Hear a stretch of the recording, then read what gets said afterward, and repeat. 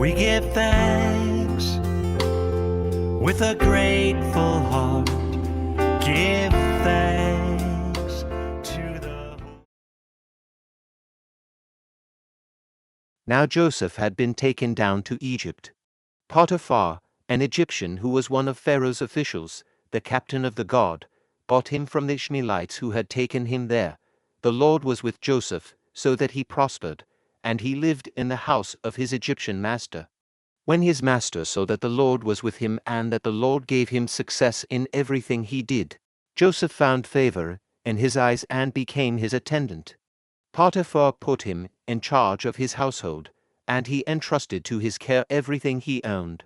From the time he put him in charge of his household and of all that he owned, the Lord blessed the household of the Egyptian because of Joseph. The blessing of the Lord was on everything Potiphar had, both in the house and in the field.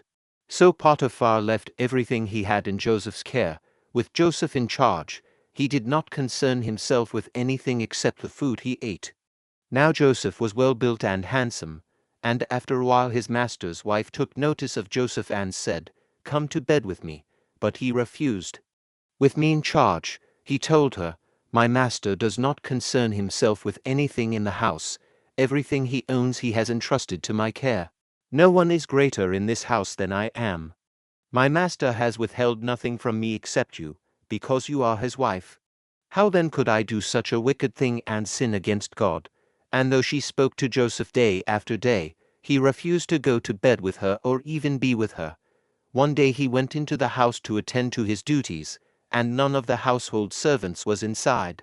She caught him by his cloak and said, "Come to bed with me." But he left his cloak in her hand and ran out of the house. When she saw that he had left his cloak in her hand and had run out of the house, she called her household servants. "Look," she said to them, "this Hebrew has been brought to us to make sport of us. He came in here to sleep with me, but I screamed. 15 When he heard me scream for help, he left his cloak beside me and ran out of the house." She kept his cloak beside her until his master came home. Then she told him this story: "That Hebrew slave you brought us came to me to make sport of me. But as soon as I screamed for help, he left his cloak beside me and ran out of the house." When his master heard the story, his wife told him, saying, "This is how your slave treated me." He burned with anger. Joseph's master took him and put him in prison, the place where the king's prisoners were confined. But while Joseph was there in the prison, the Lord was with him. He showed him kindness and granted him favor in the eyes of the prison warden. So the warden put Joseph in charge of all those held in the prison, and he was made responsible for all that was done there. The warden paid no attention to anything under Joseph's care, because the Lord was with Joseph and gave him success in whatever he did.